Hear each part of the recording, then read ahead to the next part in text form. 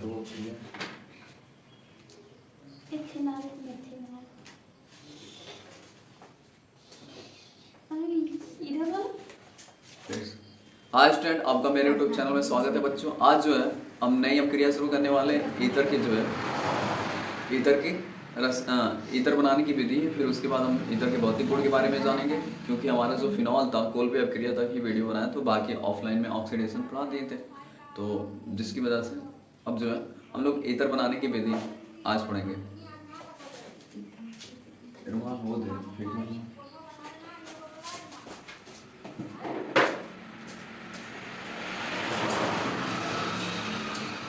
जो ईथर बनाने की विधि है, ठीक है, तो दो विधि बहुत खास है। एक जो है अल्कोहल से, ठीक है, एक जो है अल्कोहल से जो है ईथर बनाने की ईथर जो है बनाना आसान है। उसके बाद है विलियमसन संश्लेषण अपक्रिया, उसमें थोड़ा सा केवल मॉडिफाइड हुआ है, बाकी जो है सब सही। देखो ईथर और अल्कोहल दोनों में एक ही संबंध है, दोनों में अल्कोहल का उपयोग होगा, ठीक है। अल्कोहल से ईथर बनाना बहुत ही आसान है। क्यों? क्योंकि हम ईथर जानते हैं हमारा क्या है, ईथर ROR, और अल्कोहल क्या है ROH, क्या है H।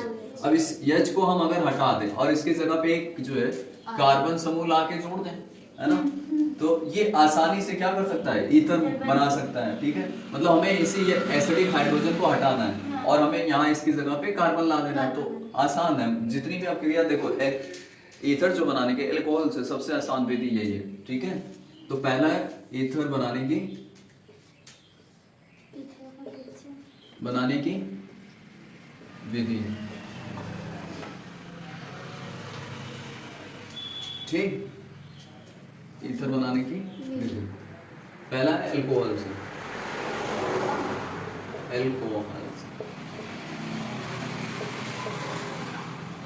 देखिए अल्कोहल को जब हम, ठीक है, अल्कोहल को जब हम सांस सल्फ्यूरिक अम्ल की उपस्थिति में, सांस सल्फ्यूरिक अम्ल की उपस्थिति में निर्जलन कराते हैं। क्या कराते हैं इसका? निर्जलन। तो ईथर और एल्कीन दोनों बनते हैं, बस हमें किसका ध्यान रखना होता है? टेम्परेचर का। किसका ध्यान रखना होता है? टेम्परेचर। तो टेम्परेचर का सबसे बड़ा योगदान है इसमें।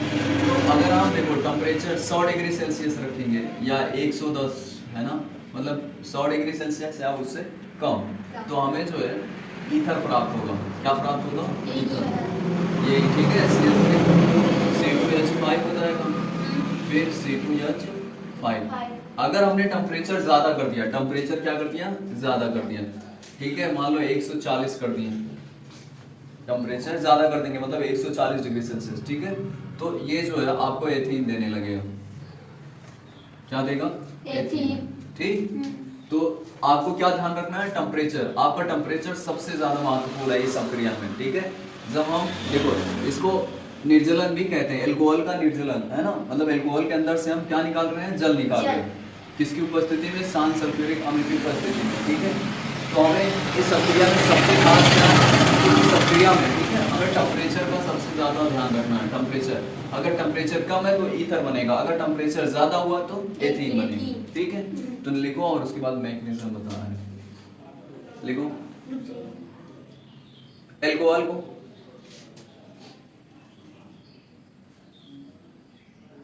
अल्कोहल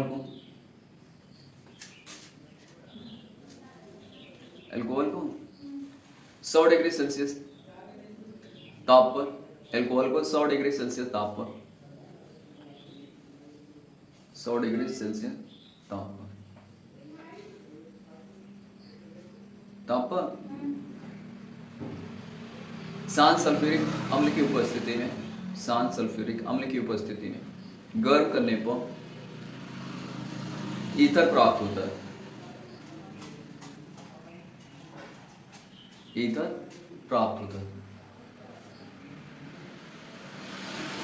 ईथर प्राप्त होता है, ठीक। यदि तापमान अधिक हुआ तो, अब कोष्टक में लिख लो 140। यदि तापमान अधिक हुआ तो, यदि तापमान अधिक हुआ तो एथीन गैस प्राप्त होगी, एथीन गैस प्राप्त होगी, ठीक। अगर तापमान अधिक हो गया तो आपको एथीन गैस मिलेगी। ठीक, तो ये दोनों नोट करो, उसके बाद कैसे बनाएंगे मैकेनिज्म देखते हैं कैसे होगा।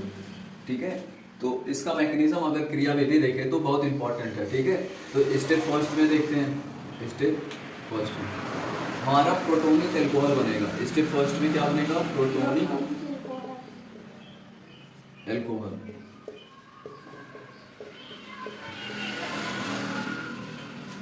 सबसे पहले हमें क्या मिलेगा स्टेप फर्स्ट में? Protonic alcohol. ये मिलेगा कैसे? देखो आपने क्या यूज किया है? H2SO4, H2SO4। अब ये जो है H2SO4 आपका ये अम्ल है, अपने जली विलय में क्या देगा? H प्लस देगा, HSO4। ये जो है HSO4 माइनस, है ना? ये आपका प्रोटॉन कहलाता है। क्या कहलाता है? प्रोटॉन। अब हमारे पास है क्या? एल्कोहल है। क्या है? एल्कोहल।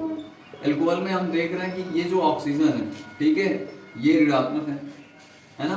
बहुत ज्यादा ऋणात्मक परमाणु, ये क्या करेगा? इस प्रोटॉन को अपनी तरफ खींच लेगा, है ना? तो आगे जो बनेगा वो देखो CH3 CH2 प्लस। अब देखो यहाँ जो है ये इस प्रोटॉन को जो है एल्कोहल है हमारा क्या करेगा? जोड़ लेगा। तो ये इतना हमारा क्या है? एल्कोहल है। ये इतना क्या है हमारा? एल्कोहल। अब इसके साथ क्या आ रहा है? एक प्रोटॉन आ रहा है, तो यही हो गया आपका प्रोटोनिक एल्कोहल। क्या हो गया? प्रोटोनिक। अब देखो स्टेप सेकंड में क्या होगा? स्टेप सेकंड में अब ये जो प्रोटोनिक एल्कोहल है, ठीक है, जल का निष्कासन करेगा, साथ में कार्बोधनायन बनाएगा। क्या बनाएगा? कार्बोधनायन। ये पढ़ा है, ये तो एल्कोहल का लिखा है, एल्कोहल से बना रहे हैं ना, तो एल्कोहल में बनेगा। तब ये बनेगा CH3 CH2 प्लस फिर प्लस H2O। ठीक है, यहाँ कार्बोधनायन का निर्माण। क्या होगा? कार्बोधनायन का निर्माण। ठीक, तो यहाँ ऊपर उठा देगा। अब देखो ये जो कार्बोधनायन मतलब जो प्रोटोनिक एल्कोहल है, ठीक है, स्टेप सेकंड में क्या करेगा? ये यहाँ CH3 CH2 O plus H और H, ठीक है। अब ये क्या करेगा? ये आपका अस्थायी हुआ, तो यहाँ से ये बॉन्ड ब्रेक करेगा, इस पे प्लस आएगा और ये इस पे जो माइनस आएगा, तो एक ही जो है परमाणु पे प्लस माइनस, मतलब यहाँ प्लस का मतलब एक इलेक्ट्रॉन कमी हुआ और माइनस का मतलब ये कमी पूरी हो गई।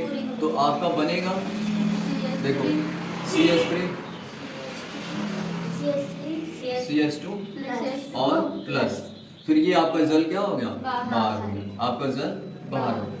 ठीक, अब ये जो आपका कार्बोधनायन है, फिर ये एल्कोहल को जाके अप्रोच करेगा, क्योंकि इसके पास क्या है? ऋणात्मक ऑक्सीजन परमाणु है।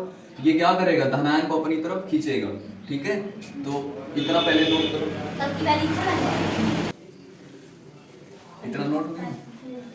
अब आगे देखो, अब जो है, अरे अभी कहाँ हुआ? 40 हो रहा। उसके बाद देखो स्टेप थर्ड में, स्टेप थर्ड में, ठीक है।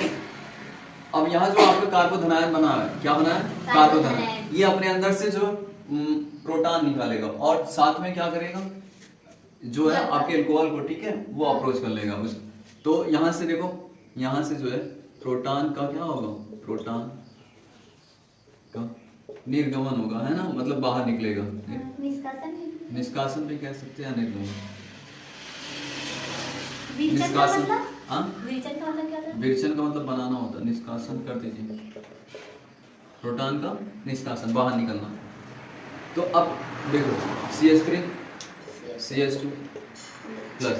अब यहाँ अगर आपका जो है टेम्परेचर, जैसे ये क्या था आपका? एल्कोहल था, CH3 CH2 OH कर लीजिए, CH2 OH। अब अगर यहाँ आपका टेम्परेचर जो है, टेम्परेचर कम है, ठीक है, 100 डिग्री सेल्सियस, तो ये जो है इस वाले ऑक्सीजन से जाके जुड़ेगा। अगर टेम्परेचर ज्यादा कर देंगे, ठीक है, टेम्परेचर ज्यादा कर देंगे, तो ये अपने अंदर से ही प्रोटॉन निकलेगा, और अगर टेम्परेचर कम रहेगा तो एल्कोहल में से प्रोटॉन निकालेगा। ठीक है, और टेम्परेचर ज्यादा कर देंगे तो ये अपने अंदर से ही जो है प्रोटॉन निकालना चालू कर देगा, इससे क्रिया ही नहीं करेगा। तो अगर टेम्परेचर कम है तो ये इसको अप्रोच कर लेगा, ठीक है, तो यहाँ आके आपका क्या बन जाएगा